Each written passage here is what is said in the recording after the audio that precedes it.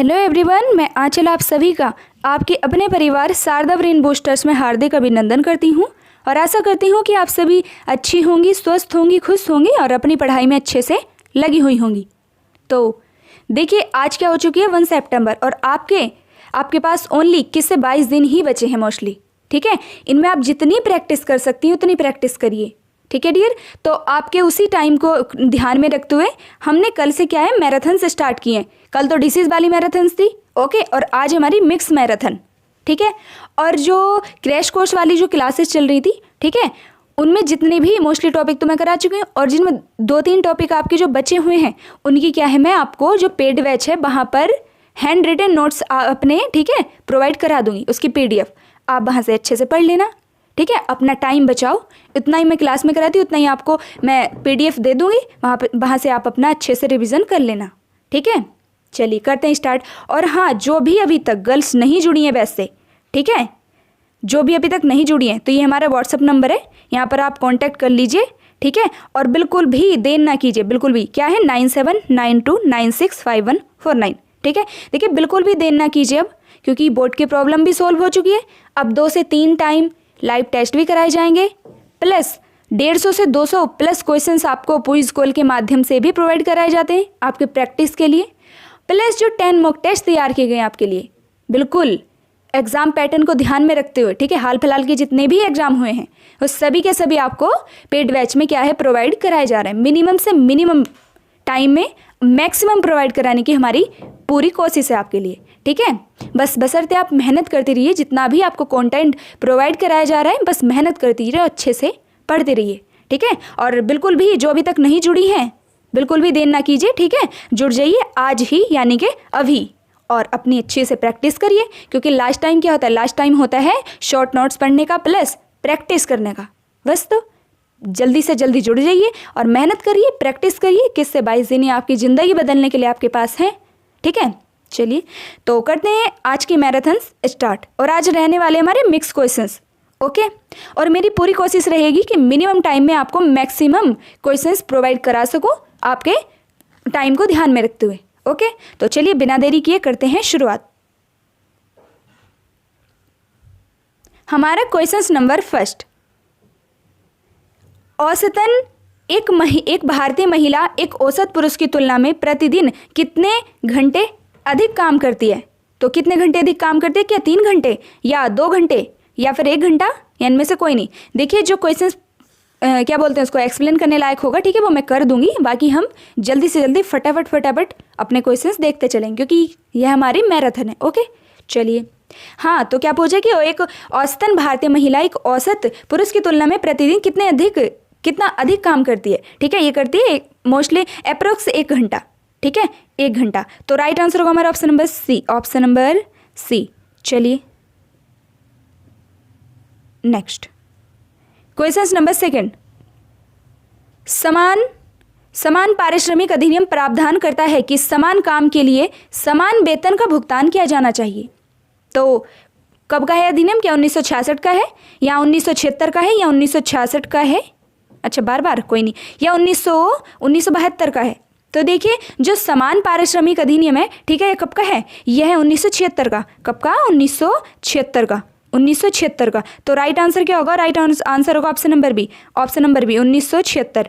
कब का है? 1976 का। देखिए जो समान पारिश्रमिक अधिनियम है, ठीक है, तो ये 1976 का है, 1976 का है। और समान कार्य के लिए समान वेतन का भुगतान किया जाना है इस अधिनियम में। ओके, और समान वेतन मतलब कि समान पारिश्रमिक, जैसे स्त्री पुरुष समान कार्य करते हैं तो उनका वेतन अलग नहीं बल्कि समान ही होना चाहिए, अधिनियम 1976 के तहत। ठीक है, देखिए मोस्टली क्या है कि इस अधिनियम का उद्देश्य क्या है कि लिंग के आधार पर जो वेतन का निर्धारण हो, मतलब लिंग के आधार पर जो श्रमिकों के बीच भेदभाव हो, ठीक है, उसको रोकना, और व्यक्ति के लिंग पर ध्यान दिए बिना वेतन निर्धारण और स्थानांतरण, प्रशिक्षण और पदोन्नति के मामले में समान वेतन के अवसर उनको प्राप्त करना। ठीक है, कि स्त्री पुरुष है अलग अलग उनको, मतलब समान काम के लिए समान वेतन प्राप्त करना। ठीक है, यही सब। चलिए, तो जो समान पारिश्रमिक अधिनियम है, ठीक है, कब का है? 1976 का। चलिए नेक्स्ट क्वेश्चन नंबर थर्ड, वह व्यक्ति जो धार्मिक मान्यताओं के आधार पर दूसरों के साथ भेदभाव नहीं करता तो क्या कहलाता है? क्या सांप्रदायिक या धर्मनिरपेक्ष, या जातिवादी या नारीवादी। तो क्या कहलाता है? देखो ये कहलाता है धर्मनिरपेक्ष, जो धार्मिक मान्यताओं के आधार पर दूसरों के साथ भेदभाव नहीं करता, धर्मनिरपेक्ष। ठीक है, देखिए जो व्यक्ति धार्मिक मान्यताओं के आधार पर दूसरों के साथ भेदभाव नहीं करता उसे क्या बोलते हैं? धर्मनिरपेक्ष। देखिए धर्मनिरपेक्ष क्या है? एक व्यापक शब्द है जिसके कई अर्थ हो सकते हैं, जिसमें से सबसे प्रमुख क्या है कि राज्य में धर्म से अलग करना, मतलब राज्य को धर्म से अलग करना। ठीक है, मतलब कि इस धर्मनिरपेक्षता पर आधारित, मतलब कि पूरे देश का, पूरे राज्य का एक ही धर्म होना चाहिए, धर्म के आधार पर। ठीक है, धर्म के आधार पर दूसरों के साथ भेदभाव नहीं करना, ये सभी क्या है इसमें है। ओके, चलिए next question number 4। Dash dash dash में कोई आधिकारिक धर्म नहीं है, मतलब किसी का अपना अलग से धर्म नहीं है। तो क्या श्रीलंका या इंग्लैंड या पाकिस्तान या भारत? तो क्या है राइट आंसर होगा अपना भारत। क्या है अपना भारत? तो राइट आंसर होगा अपना भारत। अपने भारत का मतलब हमारे देश का कोई अपना अलग से धर्म नहीं है, हमारा देश है धर्मनिरपेक्ष राष्ट्र। ओके, चलिए देखिए 42वें संविधान, और हाँ एक मिनट, चलिए नेक्स्ट। तो क्या था हमारा राइट आंसर कि किसका कोई आधिकारिक धर्म नहीं है? यह हमारा भारत का कोई आधिकारिक धर्म नहीं है, भारत एक धर्मनिरपेक्ष राज्य है। ओके, चलिए नेक्स्ट क्वेश्चन नंबर 5। भारत के संविधान के बारे में निम्नलिखित में से कौन सा कथन गलत है? तो कौन सा? क्या यह धर्म के आधार पर भेदभाव को रोकता है, या यह एक धर्म को आधिकारिक दर्जा देता है, या यह सभी व्यक्तियों को किसी भी धर्म को मानने की स्वतंत्रता प्रदान करता है, या यह धार्मिक समुदायों के भीतर नागरिकों की समानता सुनिश्चित करता है। तो आपसे पूछा गया कि भारत के संविधान के बारे में निम्नलिखित में से कौन सा गलत है? देखो यह एक धर्म को आधिकारिक दर्जा देता है, ठीक है, यह बिल्कुल गलत है, क्योंकि भारत एक धर्मनिरपेक्ष राज्य है। अभी पीछे वाले क्वेश्चंस में बताया था कि भारत का कोई भी अपना कोई पर्टिकुलरली धर्म नहीं है। ठीक है, भारत है एक धर्मनिरपेक्ष राज्य, यानी कि सभी धर्म भारत में समान है। ओके, देखो ये धर्म के आधार पर भेदभाव को रोकता है, ये भी बिल्कुल राइट है, और ये सभी व्यक्तियों को किसी भी धर्म को मानने की स्वतंत्रता प्रदान करता है। ओके, और ये धार्मिक समुदाय के भीतर नागरिकों की समानता सुनिश्चित करता है, मतलब कि जो भारत है धर्मनिरपेक्ष राज्य है। ठीक है, तो राइट आंसर क्या होगा हमारा राइट आंसर होगा option number option number B. ठीक है, चलिए नेक्स्ट क्वेश्चन नंबर 6। पोक्सो का अर्थ क्या है? तो देखिए पोक्सो का अर्थ क्या है? पोक्सो का अर्थ है कि यौन अपराधों से बच्चों की सुरक्षा। क्या है? यौन अपराधों से बच्चों की सुरक्षा। ठीक है, तो राइट आंसर क्या होगा हमारा? राइट आंसर होगा ऑप्शन नंबर ए। देखिए जो पोक्सो एक्ट है, ठीक है, पोक्सो एक्ट जो है तो ये कब का है? ये पोक्सो एक्ट है 2012 का। कब का? 2012 का जो पोक्सो एक्ट है, ठीक है, 2012 का। देखिए ये जो एक्ट है, ठीक है, बाल यौन शोषण के मामलों से निपटने के लिए सरकार ने एक विशेष कानून लाया, ठीक है, जिसका नाम क्या था? यौन अपराधों से बच्चों का संरक्षण अधिनियम, यानी कि पोक्सो एक्ट। ठीक है, कब का है ये? 2012 का है। ओके, 2012 का। देखिए 22 मई, इतना भी आपको ध्यान रख लेना है, ठीक है, क्योंकि बच्चों का और महिलाओं से संबंधित अपराध का आपके जो सिलेबस है उसमें अलग से टॉपिक है। ठीक है, देखो सामाजिक समस्याएं अलग से टॉपिक है, ठीक है, यही सामाजिक समस्या है, परंतु आपसे एक्स्ट्रा नॉलेज चाहते हैं एग्जामिनर। ओके, इसीलिए तो ये अलग से चैप्टर दिया गया है कि महिलाओं एवं बच्चों से संबंधित जितने भी बाल अपराध और महिला अपराध है, ठीक है, तो इनको अच्छे से पढ़ना है। हाँ, तो जो पोक्सो एक्ट है वे क्या है? एक्ट है 2012 का। ठीक है, जो बाल यौन अपराध है उनके खिलाफ बच्चों का संरक्षण अधिनियम। ठीक है, चलिए इतना ध्यान रख लेना। और क्या ध्यान रखना है कि 22 मई 2012, ठीक है, देखिए 22 मई 2012 को क्या संसद के दोनों सदनों में पारित कर दिया गया था। ओके, और 14 नवंबर 2012 को क्या है? 14 नवंबर 2012 को क्या है? यह मतलब जितने भी नियम थे, ठीक है, पूरे देश में इसके नियम लागू कर दिए गए थे 14 नवंबर 2012 को। और दोनों संसद से पारित कब किया गया? पारित किया गया 22 मई 2012। आपको इतना अच्छे से ध्यान रख लेना है। ठीक है, चलिए देखो इसमें क्या है पोक्सो एक्ट में? और थोड़ा बताती थी। देखो क्या है इसमें, जो बच्चों के यौन उत्पीड़न, ठीक है, यौन उत्पीड़न और पोर्नोग्राफी के जो अपराध हो इससे सुरक्षा प्रदान करना, ठीक है, और न्यायिक प्रक्रिया में प्रत्येक चरण में बच्चे के हितों की रक्षा करते हुए रिपोर्टिंग करना, साक्ष्य की रिकॉर्डिंग, ठीक है, और जांच में नामित विशेष न्यायालयों के माध्यम से अपराधों के त्वरित परीक्षण के बाल अनुकूल तंत्र में शामिल करना, ठीक है, ये सभी इसमें क्या है, कानून में प्रावधान है। ओके, चलिए नेक्स्ट क्वेश्चन नंबर 7। यदि कोई महिला घरेलू कामगार अपने नियोक्ता के खिलाफ यौन उत्पीड़न की शिकायत दर्ज कराती है तो निम्नलिखित में से कौन सा निवारण प्रदान करता है? तो क्या महिला प्रकोष्ठ या आंतरिक शिकायत समिति या स्थानीय शिकायत समिति या प्रबंधन समिति? तो क्या होगा हमारा राइट आंसर? देखिए हमारा राइट आंसर होगा क्या, ऑप्शन नंबर बी, आंतरिक शिकायत समिति, ठीक है, आंतरिक शिकायत समिति अपनी निवारण प्रदान कर सकते हैं, ठीक है। चलिए नेक्स्ट क्वेश्चन नंबर 8। किशोर अपराध को रोकने के लिए माता पिता को क्या करना चाहिए? तो क्या बच्चों को डांटना चाहिए या बच्चों के साथ सहानुभूति और सकारात्मक व्यवहार करना चाहिए या बच्चों को मारना चाहिए? देखो किशोर अपराध को रोकने के लिए माता पिता को क्या करना चाहिए? बच्चों के साथ सहानुभूति और सकारात्मक व्यवहार करना चाहिए, ठीक है। क्या करना चाहिए? ना कि बच्चों को डांटे पीटे से ठीक होंगे, ना ही बच्चों को मारने से, ठीक है। तो बच्चों के साथ क्या करना चाहिए? बच्चों को प्यार से समझाना चाहिए, उनको निगेटिव थ्रॉट निकालने चाहिए, पॉजिटिव थ्रॉट देने चाहिए, ठीक है, समझाने से। ओके, तो right answer option number B होगा। चलिए नेक्स्ट क्वेश्चन नंबर 9। बाल विवाह निषेध अधिनियम कब लागू हुआ? तो कब हुआ? क्या 2010 में या 2007 में या 2008 में या 2009 में? देखिए आपसे पूछा गया है कब लागू हुआ, ठीक है। देखिए इसमें संशोधन पहले मैं बता देती हूँ। जो बाल विवाह निषेध अधिनियम, देखिए जो बाल विवाह निषेध अधिनियम है, ठीक है, तो इसको शारदा एक्ट के नाम से भी जानते हैं, ठीक है। तो इसमें क्या कब बना ये बना कब? 1929 में, ठीक है। इस बाल विवाह निरोधक अधिनियम को कब से? 1929 के नाम से भी जाना जाता है, 1929, ठीक है, 1929। ओके, इसमें क्या था कि जो लड़की और लड़का यानी कि, तो इनकी एज क्या थी? इनकी एज थी 14 और 18, ठीक है। और फिर इनमें 1949 में इनमें फिर से संशोधन किया गया, तो इनकी कब, इनकी एज क्या कर दी गई? 15 और 18, ठीक है। फिर से 1978 में संशोधन किया गया, तो तब इनकी कितनी एज कर दी गई? कितनी?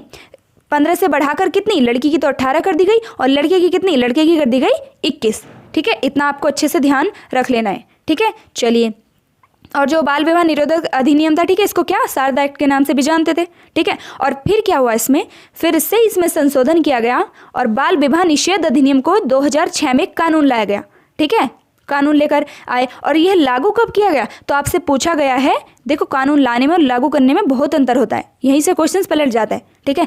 तो लागू कब किया गया? लागू किया गया 2007 में, 2007 में, ठीक है, 2007 में। ओके, इतना आपको अच्छे से ध्यान रख लेना है। कब? 1 नवंबर 2007 को, ठीक है, जिसमें, चलिए नेक्स्ट क्वेश्चन नंबर 10। मामले में कार्यस्थल पर महिलाओं को यौन उत्पीड़न अधिनियम का संदर्भ किया गया और इसमें दिए गए लगभग सभी दिशा निर्देश शामिल है। तो क्या होगा हमारा राइट आंसर? क्या निर्भया या मथुरा या विशाखा या भवरी? तो क्या होगा?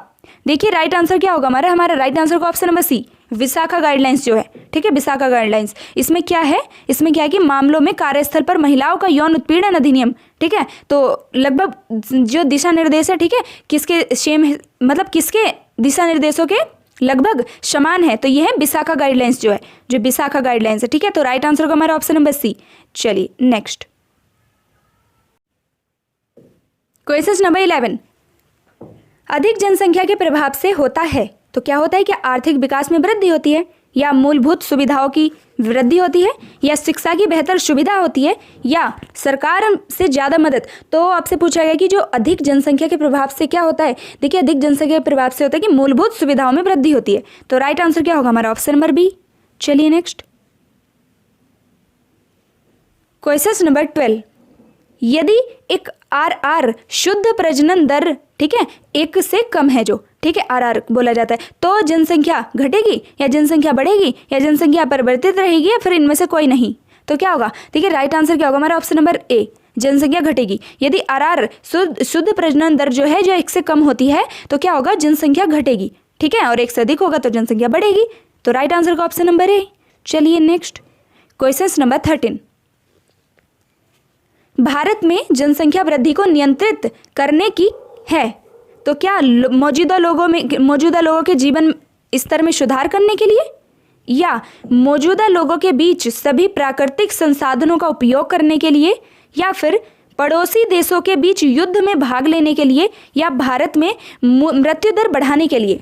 तो क्यों जरूरत है भारत में जनसंख्या वृद्धि को रोकने के लिए, मतलब जनसंख्या वृद्धि नियंत्रण करने की क्यों आवश्यकता है?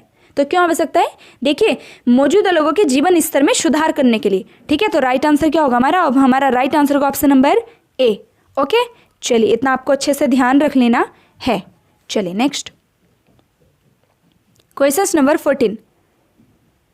भारत में जनसंख्या वृद्धि को नियंत्रित करने के लिए कदम है तो क्या सभी नवजात शिशुओं को मारना, या लोगों की चिकित्सा सहायता प्रदान नहीं करना, या शिशु मृत्यु दर में कमी लाना, या लड़कियों से जल्दी शादी करवाना, ठीक है। तो जो भारत में जनसंख्या वृद्धि नियंत्रण करने के लिए क्या कदम उठाना चाहिए, तो क्या उठाना चाहिए? देखिए, शिशु मृत्यु दर में कमी लाना चाहिए। तो राइट आंसर क्या होगा हमारा? राइट आंसर का ऑप्शन नंबर सी। चलिए ठीक है, तो हमारा राइट आंसर क्या था? हमारा राइट आंसर था ऑप्शन नंबर सी, शिशु मृत्यु दर में कमी लाना चाहिए।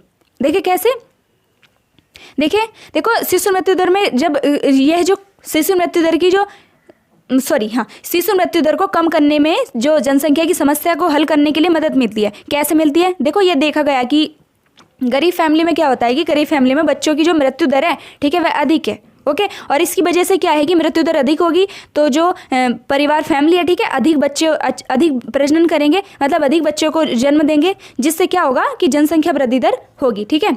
अगर शिशु मृत्यु दर को कम करेंगे, ठीक है, तो उससे क्या होगा कि जो अधिक प्रजनन दर भी नहीं बढ़ेगी तो जनसंख्या पर क्या होगा? नियंत्रण लगेगा। तो ठीक है, समझ गए अब आप?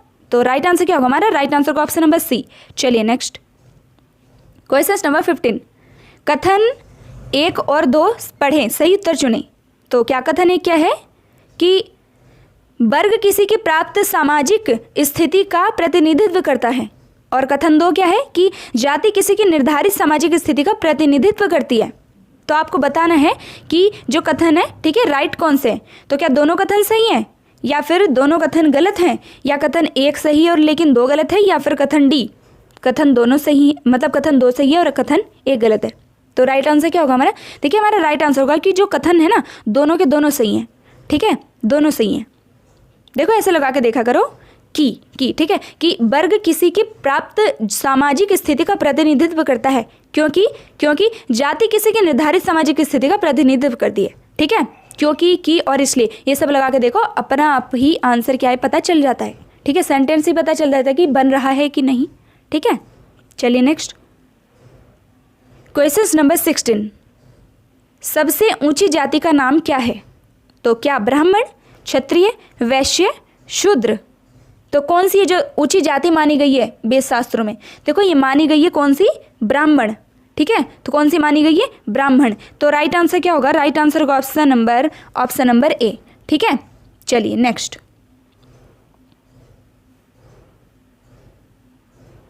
Question number 17। घरेलू हिंसा में ... को छोड़कर सभी शामिल हैं। तो क्या पीछा करना है, या डेट रेप करना है, या वैवाहिक बलात्कार करना है, या आईपीबी? देखिए, घरेलू हिंसा जो एक्ट है, पहले तो हमें पता होना चाहिए कब का है। ये 2005 का है। कब का है? 2005 का। और लागू कब हुआ? 26 अक्टूबर 2006 को। इतना बिल्कुल आपको अच्छे से ध्यान आ जाना चाहिए। ओके, चलिए, आपसे पूछा गया कि घरेलू हिंसा में क्या नहीं है। तो देखिए, घरेलू हिंसा में क्या नहीं है क्या नहीं है कि पीछा करना घरेलू हिंसा में नहीं आता, ठीक है, पीछा करना घरेलू हिंसा में नहीं आता। डेट रेप करना भी घरेलू हिंसा ही है, और वैवाहिक बलात्कार भी करना घरेलू हिंसा ही है, और आईपीबी, ठीक है। तो राइट आंसर क्या होगा हमारा? Option number A. ये आपको बता ही दिया, जो घरेलू हिंसा है, ठीक है, अधिनियम 2005 का है, और लागू कब हुआ? लागू हुआ 26 अक्टूबर 2006 को। देखो, तब भी कोई भी अधिनियम आए, ठीक है, लागू कब हुआ, कब अधिनियमित हो, और कब लागू हुआ, मतलब कब एक्ट है, कब का एक्ट है, कब लागू हुआ, और कब का अधिनियम है। ये सभी को क्या है कि एकदम से माइंड में आपके सेट हो जाना चाहिए, क्योंकि काफ़ी टाइम हो चुका है हमें। ओके, चलिए next question number 18। Question number 18, चलिए घरेलू हिंसा अधिनियम 2005 कब लागू? तो अभी बताया ना कब, तो 26 अक्टूबर 2006 को, 26 अक्टूबर 2006 को। चलिए देखिए घरेलू हिंसा में क्या कौन कौन आते हैं, पीछा करना नहीं आता, ठीक है। इस अधिनियम में क्या है कि जितने भी मतलब चाहे फिर वो परिवार, चाहे सास बहू हो, चाहे बेटा हो बेटी हो, मतलब परिवार के जितने भी जितने भी सदस्य हैं उसके बीच होने वाली जो भी हिंसा है, ठीक है, भावात्मक भी हो सकती है, ठीक है, और क्या बोलते हैं शारीरिक उत्पीड़न भी, मतलब जो भी जिस भी प्रकार से, यानी कि घर के दायरे में जितने भी आने वाली हिंसा है ना, सभी के सभी क्या आती है, वह घरेलू हिंसा के अंतर्गत ही आती है, ठीक है। चलिए चाहे मनोवैज्ञानिक दुर्व्यवहार, भावात्मक, शारीरिक उत्पीड़न किसी भी प्रकार से हो, ठीक है। चलिए नेक्स्ट, और जो एक्ट है कब का, 2005 का है, और लागू हुआ 26 अक्टूबर 2006 को। ओके, चलिए क्वेश्चन नंबर 19। सामाजिक डार्विनवाद एक सिद्धांत है जिसने परिवर्तन के महत्व पर बल दिया। तो जो सामाजिक डार्विनवाद का जो सिद्धांत है, ठीक है, तो किस पर बल दिया इन्होंने? देखो इन्होंने बल दिया किस पर, अनुकूलन। तो राइट आंसर क्या होगा हमारा, option number B, option number B. चलिए नेक्स्ट क्वेश्चन नंबर 20।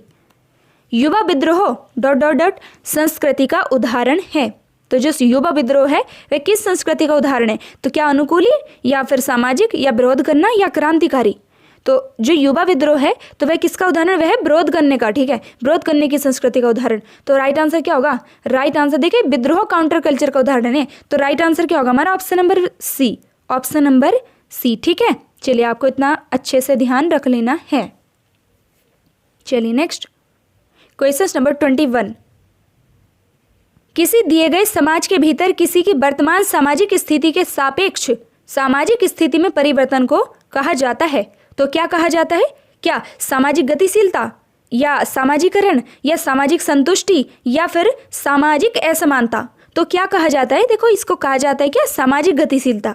सामाजिक गतिशीलता मतलब किसी दिए गए समाज के भीतर किसी वर्तमान सामाजिक स्थिति के सापेक्ष सामाजिक स्थिति में परिवर्तन सामाजिक गतिशीलता का कहा जाता है, ठीक है। देखो जैसे क्षैतिज गतिशीलता और ऊर्ध्वाधर गतिशीलता, अधोमुखी गतिशीलता, यही सब, ठीक है। क्षैतिज गतिशीलता में क्या आता है कि जैसे देखो कोई मजदूर है, ठीक है, कहीं बाहर जाकर क्या है वो मजदूरी का ही उसको काम मिलता है, ठीक है, मतलब सेम पद से उठकर सेम पद पर जाना, सेम पद से उठकर सेम पद पर ही जाना, तो यह कैसी हुई, यह हुई क्षैतिज गतिशीलता। ओके, और जैसे मजदूर है कोई, ठीक है, कहीं बाहर जाकर शहर में जाता है, ठीक है, तो उसको क्या है क्लर्क या फिर सुपरवाइजर, ठीक है, सुपरवाइजर की उसको पोस्ट मिल जाती है, ठीक है, तो वह कौन सी हुई, यानी कि नीचे से उठकर ऊपर वाली पोस्ट पर पहुंचा, तो वह कौन सी हुई, ऊर्ध्वमुखी गतिशीलता।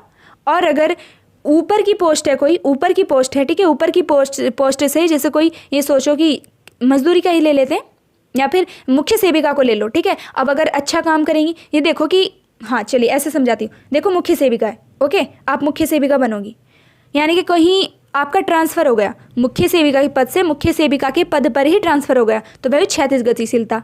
चलिए अब ऊर्ध्वाधर देखते हैं।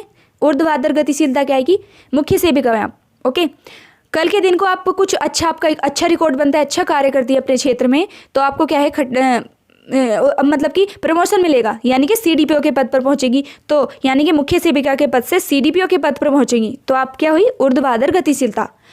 और वहीं पर अगर आपका रिकॉर्ड गलत हुआ, यानी कि आपने भ्रष्टाचार फैलाया अपने काम के प्रति, ठीक है, अच्छा काम नहीं किया, तो यानी कि देखते हुए आपको क्या है मुख्य सेविका के पद से आंगनबाड़ी कार्यकर्ता के पद पर पहुंचा दिया गया, तो क्या होगा, यह होगा अधोमुखी गतिशीलता, यानी कि ऊंचे पद से नीचे पद पर आना, ठीक है। अब बिल्कुल भी कभी आपका क्वेश्चन गलत नहीं होगा, ठीक है। चलिए नेक्स्ट क्वेश्चन नंबर 22। देखिए मैं थोड़ी जल्दी बोल रही हूँ, मुझे पता है, लेकिन मेरी पूरी कोशिश है कि मिनिमम टाइम में मैक्सिमम क्वेश्चंस आप तक प्रोवाइड कराऊं, ओके। चलिए question number 22। Dot dot dot का तात्पर्य भूस्वामी मध्यवर्ती जातियों से है जो संख्यात्मक रूप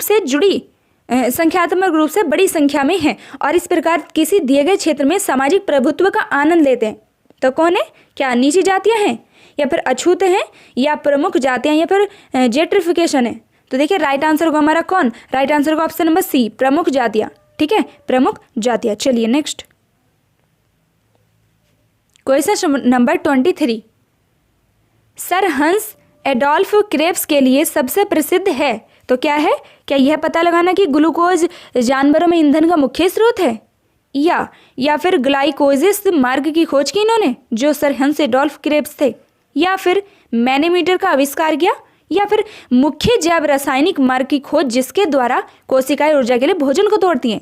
तो देखो जो सर हेंस एडोल्फ क्रेब्स जो है ना, तो ये क्यों प्रसिद्ध है, देखो इन्होंने क्या किया है, इन्होंने मुख्य जैव रासायनिक मार्ग की खोज की है। ठीक है, जिसके द्वारा क्या होता है कि जो कोशिकाएं हैं, तो कोशिकाएं ऊर्जा के लिए भोजन को तोड़ती हैं। तो यही हमारा राइट आंसर होगा ऑप्शन नंबर डी। चलिए नेक्स्ट क्वेश्चन नंबर 24, एंजाइमों के लिए कौन सा सत्य है। तो कौन सा सत्य है, देखो एंजाइम के क्या सत्य है कि हमारे लिए क्या होगा कि एंजाइम रासायनिक यौगिकों को तोड़ते हैं, बिल्कुल राइट। क्या एंजाइम असेंबली लाइन फैशन में काम करते हैं, या एंजाइम सरल यौगिकों से नए अणुओं का निर्माण करते हैं, या उपयुक्त तो सभी। तो राइट आंसर क्या होगा, देखिए हमारा राइट आंसर होगा ऑप्शन नंबर डी। ठीक है, चलिए नेक्स्ट क्वेश्चन नंबर 25, ऊर्जा चयापचय कोशिकाओं के में होता है। तो आपको बताना है कि जो ऊर्जा चयापचय है कोशिकाओं के डेड्रेस में होता है, तो क्या माइटोकॉन्ड्रिया में होता है, या सेल मेम्ब्रेन में होता है, या फिर राइबोसोम में होता है, या फिर इनमें से कोई नहीं। तो जो ऊर्जा चयापचय दर है कोशिकाओं में कहाँ पर होता है, देखिए यह होता है इनके कहाँ पर, माइटोकॉन्ड्रिया में। कहाँ पर, माइटोकॉन्ड्रिया में। तो राइट आंसर क्या होगा हमारा राइट आंसर होगा ऑप्शन नंबर ए, 25 का ऑप्शन नंबर ए। ठीक है, चलिए नेक्स्ट क्वेश्चन नंबर 26, बेसल चयापचय दर को मापता है। क्या मापता है, जो बेसल चयापचय दर है, देखो ये किसको मापता है, ये मापता है रासायनिक प्रतिक्रिया की कितनी तेजी से होती है। ठीक है, तो जो रासायनिक प्रतिक्रिया है, ठीक है, कितनी तेजी से होती है, ये सभी क्या मापता है, बेसल चयापचय दर। ठीक है, तो राइट आंसर यही होगा हमारा ऑप्शन नंबर ए। चलिए नेक्स्ट क्वेश्चन नंबर 27, बेसल चयापचय दर से क्या तात्पर्य है, आवश्यक ऊर्जा की मात्रा से, मतलब बेसल चयापचय दर से क्या बेसल चयापचय से क्या तात्पर्य है, आवश्यक ऊर्जा की मात्रा से है। तो क्या है, क्या उच्च दर से, या निचला, या बिल्कुल वैसा ही, या फिर लगभग वैसा ही। तो देखिए जो बेसल चयापचय दर से तात्पर्य आवश्यक ऊर्जा की मात्रा से, मतलब कि राइट आंसर होगा हमारा ऑप्शन नंबर ए, उच्चतर। ठीक है, तो राइट आंसर होगा option number A. Next question number 28, वह खाद्य पदार्थ जिसका प्रति ग्राम ऊष्मीय मान उच्चतम होता है वह है। तो क्या है, क्या घी है, या मक्का है, या चावल है, या मांस है।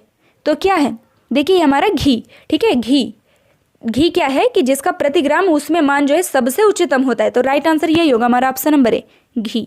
ठीक है, चलिए, और घी है किसका स्रोत, बसा का। ओके, और इसी में आपको क्या बता देती हूँ, देखो जो सबसे, दो बातें आपको अच्छे से ध्यान रख लेनी है, जो सबसे तेज ऊर्जा प्रदान करता है और जो सबसे अधिक ऊर्जा, इसमें बहुत ही ज़्यादा डाउट होता है। देखो जो सबसे तेज ऊर्जा, पहले तो ये पता होना चाहिए कि कार्बोहाइड्रेट, प्रोटीन और वसा, इनमें कितनी कितनी ऊर्जा होती है। देखिए कार्बोहाइड्रेट में कितनी होती है, कार्बोहाइड्रेट में होती है कितनी, 4 किलो कैलोरी, 4 पॉइंट कुछ समथिंग है, 4 किलो कैलोरी, आप अच्छे से ध्यान रखिए। और प्रोटीन में कितनी होती है, प्रोटीन में भी होती है कितनी, प्रोटीन में भी 4 ही होती है। और बसा में कितनी होती है, बसा में होती है 9 किलो कैलोरी, कितनी, 9। ठीक है, इतना आपको मोस्टली ध्यान रख लेना है।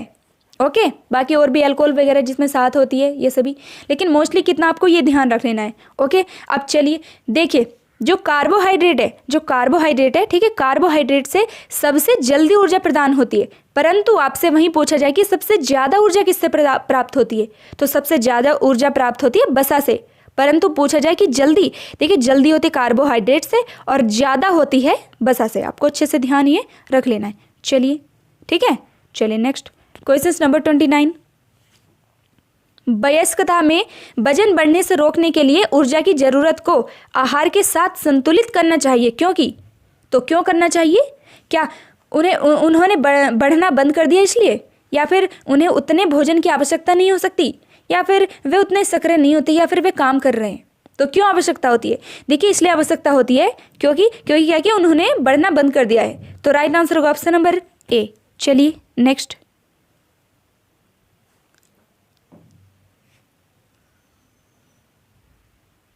क्वेश्चन नंबर 30, निम्नलिखित में से कौन सा फैट डाइट की मूल विशेषता है? तो कौन सा है? क्या खाद्य पदार्थों के संयोजन को बढ़ावा देता है, या फिर इसमें कार्बोहाइड्रेट जैसे खाद्य समूह या पोषक तत्व शामिल नहीं होते, या फिर यह शारीरिक गतिविधि के बिना वजन कम करने का दावा करता है, या उपयुक्त सभी? तो देखिए हमारा राइट आंसर क्या होगा? हमारा राइट आंसर होगा option number D, option number D. ठीक है, उपयुक्त सभी। ठीक है, देखिए जो फैट डाइट है, ठीक है, फैट डाइट है तो वह क्या करती है? देखिए फैट डाइट क्या है? एक मतलब ये सोचो कि एक संभावित फैट डाइट योजना का जो मापदंड है, ठीक है, शारीरिक गतिविधि के बिना वजन कम करने का दावा करता है, जो फैट डाइट है। ठीक है, फैट डाइट में क्या होता है कि जो फैट डाइट है, ठीक है, वजन कम करने के सर्वोत्तम और सबसे तेज तरीके के रूप में बेची जाने वाली योजनाएं हैं। ठीक है, फिर भी इसमें से क्या होता है कि कुछ आहार में ऐसे पदार्थों को समाप्त करना शामिल है जिसमें आवश्यक पोषक तत्व होते हैं, ठीक है, जो शरीर के मतलब स्वास्थ्य के लिए अच्छे बने रखते हैं, मतलब शरीर को जो अच्छे स्वास्थ्य को बनाए रखते हैं। ठीक है, और कुछ आहार ऐसा भी दावा करते हैं कि वजन बढ़ाने के लिए विशेष हार्मोन जिम्मेदार होते हैं। ठीक है, परंतु ये सुझाव देते हैं जो भोजन शरीर के लिए रासायनिक विज्ञान बदल सकता है। ये आमतौर पर जो बैलेंस डाइट मतलब फैट डाइट है, ठीक है, इनकी कुछ विशेषताएं हैं यही, ठीक है, कि जल्द ठीक करने का दावा करता है, और क्या कि जादुई भोजन या फिर खाद्य पदार्थों का संयोजन का प्रचार करता है जो फैट डाइट है। ठीक है, यही सब इसमें दे रखी। जो कार्बोहाइड्रेट जैसे जो भी खाद्य समूह है, ठीक है, या फिर पोषक तत्व हैं, उनको बहिष्कृत गंभीर रूप से प्रतिबंधित करता है। यही सब दे रखे जो फैट डाइट है, ठीक है, वजन को कम करने के लिए। ओके, चलिए नेक्स्ट क्वेश्चन नंबर 31, संतुलित आहार में प्रोटीन, वसा और कार्बोहाइड्रेट का अनुपात होता है। तो अभी पीछे बताया था ना मैंने, तो कितना तो आप बताओ क्या जो संतुलित बैलेंस डाइट है, मतलब ठीक है, जो बैलेंस डाइट है, ठीक है, तो इसमें आपसे पूछा गया कि प्रोटीन, वसा और कार्बोहाइड्रेट का अनुपात कितना होता है। देखिए जो बैलेंस डाइट है ना, जो बैलेंस डाइट है तो अप्रोक्स जो उसमें कार्बोहाइड्रेट होता है, ठीक है, चलो शुरू से ये प्रोटीन से ही देखती हूँ। देखो जो प्रोटीन है, ठीक है, प्रोटीन कितना 20% के लगभग होता है। जो बैलेंस डाइट है उसमें प्रोटीन 20% के लगभग होता है, और उतनी ही वसा होती है 20, यानी कि 15 से 20, ये इतनी 20% के लगभग। और कार्बोहाइड्रेट जो है, जो बैलेंस डाइट है, ठीक है, तो कितना जो संतुलित आहार में कार्बोहाइड्रेट कितना लगभग 60% के लगभग होता है, 60% के। ठीक है, तो अब उनको देखो, काट लो, 20 से कम 20, 20 से कम 20, 20 या 60। ठीक है, तो 1:3। ओके, तो आपसे यही पूछा गया कि प्रोटीन, वसा और कार्बोहाइड्रेट का संतुलित आहार में प्रतिशत कितना है। तो कितना है कि 1:3। ठीक है, तो राइट आंसर क्या होगा हमारा राइट आंसर का option number B, option number B. Okay, इतना आपको अच्छे से ध्यान रख लेना है। चलिए क्वेश्चन नंबर 32, निम्नलिखित में से कौन से घटक हमारे भोजन में प्रमुख तत्व हैं, प्रमुख पोषक तत्व हैं? तो कौन से? क्या कार्बोहाइड्रेट है, या लिपिड्स और प्रोटीन है, या विटामिन और खनिज है, या उपयुक्त सभी? देखिए कौन कौन से जो मतलब भोजन में प्रमुख पोषक तत्व है। देखिए कार्बोहाइड्रेट भी है, लिपिड्स एवं प्रोटीन्स भी हैं, ठीक है, और विटामिन एवं खनिज वगैरह सभी के सभी हैं। ओके, तो राइट आंसर क्या होगा हमारा राइट आंसर का ऑप्शन नंबर डी। ठीक है, इतना आपको अच्छे से ध्यान रख लेना है। चलिए नेक्स्ट क्वेश्चन नंबर 33, निम्नलिखित में से कौन सा सामाजिक समस्या का स्रोत नहीं है? तो कौन सा नहीं है? क्या जीवन की जटिलता, या सामाजिक संघर्ष, या फिर धर्म? तो आपको बताना है कि जो सामाजिक समस्या है, ठीक है, तो उसका स्रोत कौन सा नहीं है। देखिए जीवन की जटिलता भी एक सामाजिक समस्या है, और सामाजिक संघर्ष भी सामाजिक समस्या है, परंतु जो धर्म है ये सामाजिक समस्या नहीं है। ठीक है, तो राइट आंसर हमारा यही होगा, ऑप्शन नंबर सी। चलिए क्वेश्चन नंबर 34, निम्नलिखित में से कौन से खाद्य घटक हमारे शरीर को ऊर्जा प्रदान करते हैं?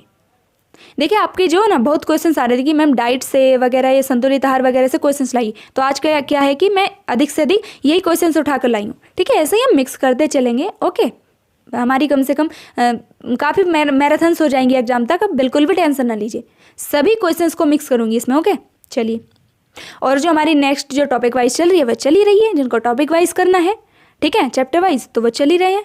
ओके, और जिनको क्या बोलते हैं मिक्स प्रैक्टिस करनी है तो वो ये करते रहिए, और जिनको दोनों करती है वो दोनों करती रहिए। ओके चलिए तो आपसे पूछा है कि कौन सा खाद्य घटक हमारे शरीर को ऊर्जा प्रदान करते हैं। तो देखो मैंने बताया ही था, तो कौन से प्रदान करते हैं ऊर्जा?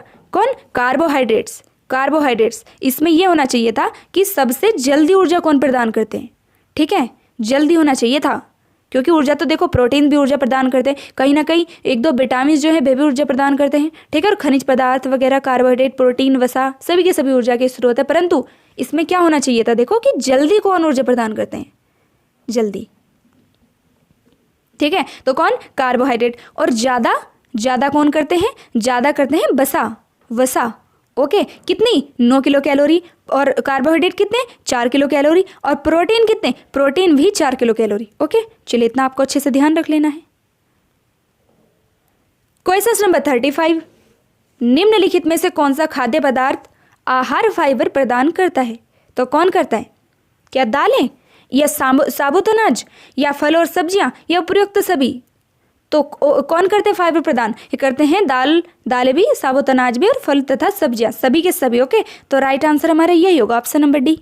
नेक्स्ट क्वेश्चन नंबर 36, पशु प्रोटीन का सबसे अच्छा स्रोत है तो कौन सा है?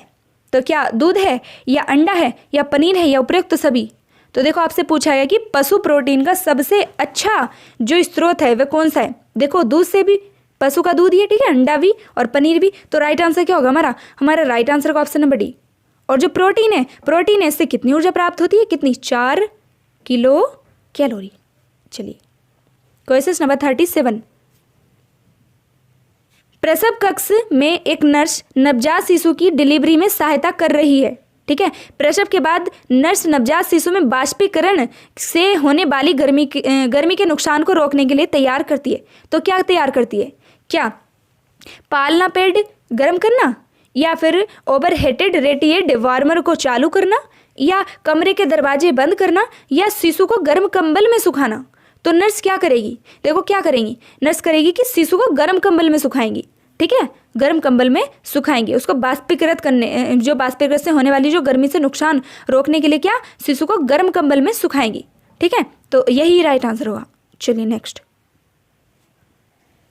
क्वेश्चन नंबर 38, एक नर्स खतना के बाद नवजात शिशु का आकलन कर रही है और नोट करती है कि खतना किया गया क्षेत्र खूनी जल निकासी की थोड़ी मात्रा के साथ लाल है, ठीक है। तो निम्नलिखित में से कौन सी नर्सिंग क्रिया सबसे उपयुक्त होगी? तो कौन सी होगी बताइए? क्या निष्कर्षों का दस्तावेजीकरण करेंगी, या चिकित्सक से संपर्क करें, या फिर ड्रेसिंग पर खूनी जल निकासी की मात्रा को गोत करें और 30 मिनट में मूल्यांकन मतलब करें, या फिर ड्रेसिंग को शुद्ध करें? तो देखो क्या करना चाहिए, सबसे जो बेटर क्या होगा कि निष्कर्षों का दस्तावेजीकरण करें। तो राइट आंसर क्या होगा हमारा राइट आंसर होगा option number A. Right answer होगा ऑप्शन नंबर ए, ठीक है। चलिए नवजात नर्सरी में एक नर्स श्वसन संकट सिंड्रोम के लिए समय से पहले नवजात शिशु की निगरानी कर रही है। यदि नवजात शिशु में कौन सा मूल्यांकन संकेत नोट किए जाते हैं तो नर्स को इस सिंड्रोम की संभावना के प्रति सचेत करेंगे। तो क्या होगा हमारा राइट आंसर? क्या हाइपरटेंशन और वेड्रिकॉर्डिया, या तचिपनिया और प्रत्यावर्तन, या एक्रोशाइनोसिस और घुरघुराना, या फिर घुरघुराहट के साथ एक विरल छाती की उपस्थिति? तो क्या होगा हमारा राइट आंसर? देखो यह होगा तपीशनिया और प्रत्यावर्तन, ठीक है।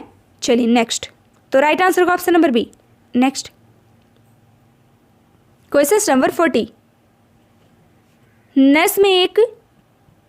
नर्सरी में एक नर्स नवजात शिशु का आकलन कर रही है। नर्स शिशु के सिर की परिधि मापने की तैयारी कर रही है। तो नर्स सबसे उचित रूप से क्या करेगी?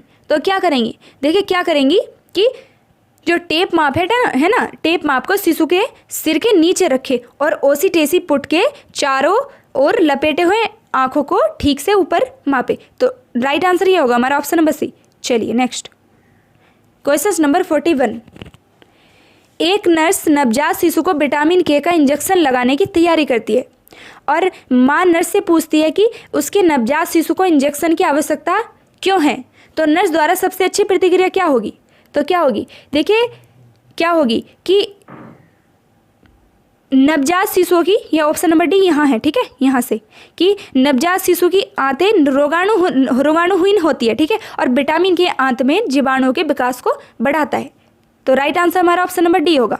क्या प्रतिक्रिया होगी कि माँ को बताएगी कि नवजात शिशु की जो आंतें होती हैं वे रोगाणुहीन होती है, और जो विटामिन के है, विटामिन के क्या करेगा कि आंतों में जो जीवाणु है तो जीवाणु के विकास को बढ़ाएगा, ठीक है। चलिए अब क्वेश्चन नंबर 42, निम्नलिखित में से कौन भारत में बाल स्वास्थ्य की स्थिति का सबसे महत्वपूर्ण संकेतक है? तो कौन है? क्या मातृ मृत्यु दर, या फिर शिशु मृत्यु दर, या नवजात शिशु मृत्यु दर, या फिर इनमें से कोई नहीं? तो राइट आंसर क्या होगा हमारा? ऑप्शन नंबर बी, शिशु मृत्यु दर, ठीक है। शुरू में ही बताया था कि जो शिशु मृत्यु दर कम होगी, ठीक है, तो फिर जो गरीब फैमिलीज हैं, ठीक है, वहाँ पर अगर शिशु मृत्यु दर कम होगी तो फिर प्रजनन दर में भी वृद्धि, मतलब कमी होगी, ठीक है। तो ऐसे जनसंख्या नियंत्रण होगा। चलिए, और इसमें यही पूछा गया है कि जो भारत में बाल स्वास्थ्य की स्थिति का सबसे महत्वपूर्ण संकेतक यही है कि शिशु मृत्यु दर को रोकना। ओके, चलिए क्वेश्चन नंबर 43, कौन से कारक बुजुर्गों के लिए अच्छा पोषण प्राप्त करना कठिन बताते हैं? तो कौन से हैं? क्या अकेले रहना, या अक्षमताएं, या वित्तीय कारण, या फिर उपयुक्त सभी? तो देखो राइट आंसर यही होगा, उपयुक्त सभी। ऑप्शन नंबर डी, उपयुक्त सभी। अकेले रहना भी उनके जो पोषण है, ठीक है, उनके लिए स्वास्थ्य के लिए हानिकारक है, और अक्षमताएं भी हो ही जाती हैं बुढ़ापे में, और वित्तीय कारण भी वो मोस्टली देखे ही जाते हैं। तो यही हमारा राइट आंसर होगा, option number D. Next question number 44, pre Schuler को प्रतिदिन कितनी कैलोरी की आवश्यकता होती है?